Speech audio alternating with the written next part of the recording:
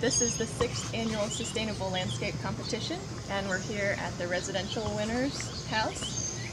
Deb King and Jean Schreiber. John Siebert. Siebert, I'm sorry. No, it's a hard name. Saying that wrong. I'm the urban forester for the city of Fayetteville with my coworker John Scott, who's also the urban forester, the two of us. And just like to say thank you to the Urban Forestry Advisory Board for putting this on and for being here today.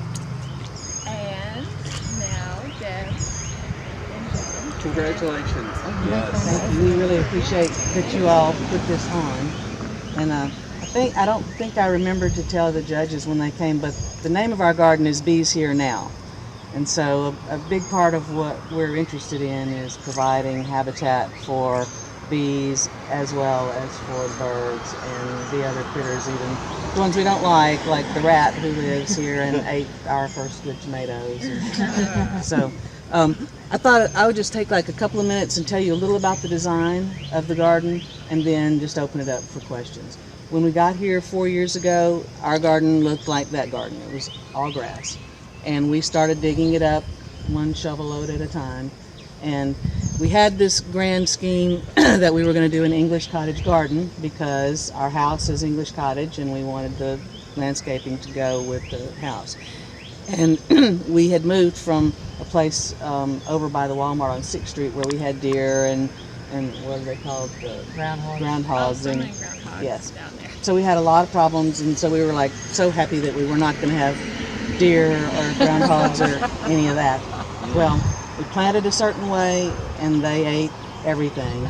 So we changed our plan and put a 4-foot perimeter of perennials and some annuals that deer don't like as a green disincentive to come in. And then we put the fence just on the inside as a more serious disincentive. And so far the deer have not gotten the things on the inside of the garden. Other than that, the thing that we're interested in is feeding ourselves. And so we've mixed edible food in with the perennials, and some of the perennials are edible as well. And that this is a great time of year because we hardly have to buy anything other than toilet paper and things that we can't grow out here. But we pretty much feed ourselves, give food away, and put up enough tomato, onion, pepper, garlic, all stuff we've grown, turned into marinara sauce in the freezer, so that we've got 35 or 40 gallons in the freezer for the wintertime. So we grow a lot of food, and so as you walk around and see things, in amidst all of the flowers and whatnot will be things that you can eat. When you walk around, because we have a corner lot, we've got 2 front yards, and so our garden is this all the way around the corner until you get to our driveway, which is about 150 feet that way. And so the garden is best viewed if you stay on the sidewalk or on the pathway there. You can go up on the porch. It's a good place to take pictures from if you want to. It's also a good place to see kind of the overall design and where the paths are, and that there is a little bit of a method to the madness. And if you have questions from us, then we'll be happy to answer them now or while you're walking around. So thank you very much for this award. We really appreciate it. Yeah, we're happy for you. I have this for you. Thank you very much. This is beautiful, and we do not have one, but we want one. Oh, good. I think it'll fit perfectly in an English cottage. Yeah. Oh, yeah. That's great. I have a question right off the bat. Yes. So, about how many hours a week do you think you spend in your garden, working on your garden? Right now, I would say we're spending 4 or 5 hours a day, not together. So 2.5 hours each, 5 or 6 days a week. So whatever that makes it. So it's steady. Oh yeah, maintenance. there's always a lot of work to be done. And is that year round, or is that just summertime, springtime hours? It's really year round. If we would do everything that we should be doing, then we could be out here. We could be out here a lot more hours than that. But as we've had this house 4 years, and as we've aged, we are gradually making the design of the garden go with what we are able to do. And so we started out working a lot longer than that 4 years ago. But we're gradually putting perennials in where we had all annuals at first. And we have kind of a plan that we're just working our way in. And at some point where we don't feel like we can come out here every day for 2-3 hours, then we'll have a garden that's more perennial and less stuff we've got to pick and pull and process. And there's a lot of work in the house that comes from out in the garden. Yeah. And we split the labor a lot of times. John will do the inside processing, and I'll do the outside picking and pulling and digging and whatever.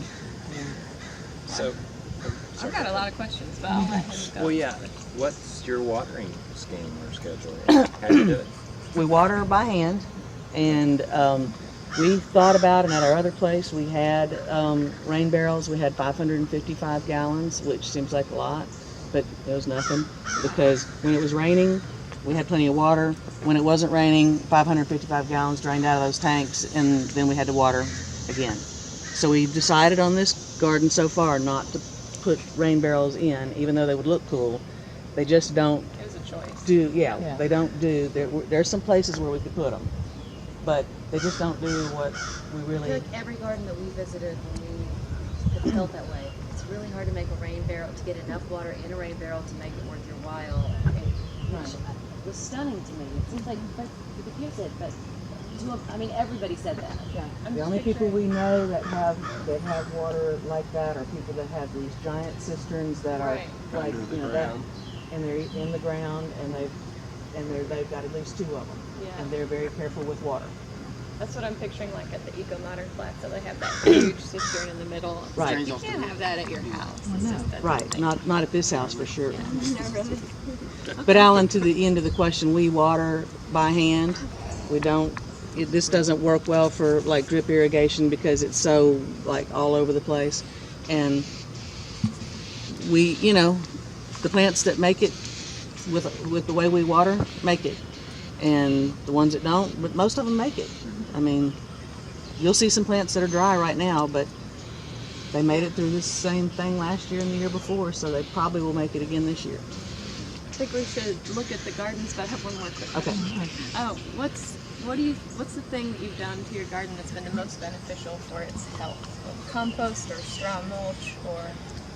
Well, I was going to say enhancing the soil is the answer to the question, and we have done mushroom compost. We have done horse manure compost. We have done straw. You can see we use straw. We also have some. We don't have them anymore, but we usually have straw bales on the side, getting ready to be put into the garden whenever they're kind of seasoned.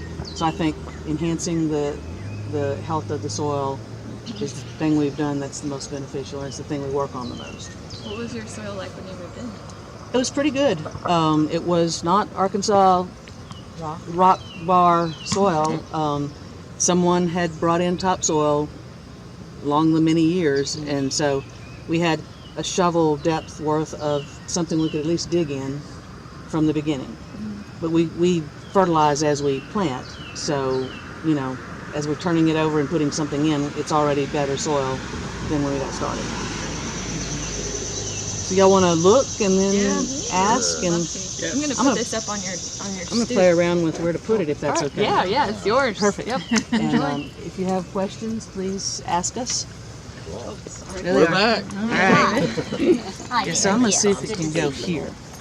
Okay, I got another question. That's what I was thinking. So, what was your method for getting rid of your grass? At my house, I just, once a season, go out there and spend a whole weekend with a shovel getting rid of digging it up, a big section, But then I get so tired, it's like, I can only do that once a season, and then I'm poop. That looks pretty. Yeah, well, no, what we did was for 3 years, we A dug little around. crooked. Dug it up. And what we did is We're up.